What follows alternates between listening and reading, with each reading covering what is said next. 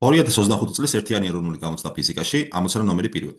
სითხიან მენზურაში ჩაუშვეს 4 ერთნაირი ბურთულა, რის ტოლია თითოეული ბურთულას მოცულობაა, გვეკითხებია.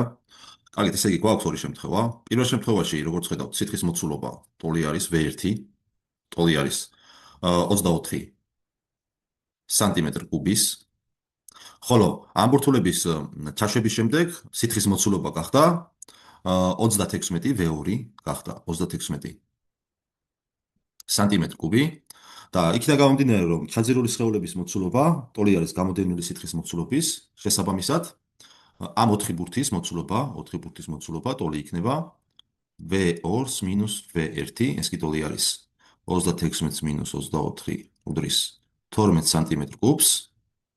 შესაბამისად, თუ 4 ბურთულას მოცულობა არის 12 სანტიმეტრ კუბი, ერთი ბურთულას მოცულობა გამოგვდის 12/4 სანტიმეტრ კუბი, ესე იგი 3 სანტიმეტრ კუბი. ეს კი არის პასუხი B.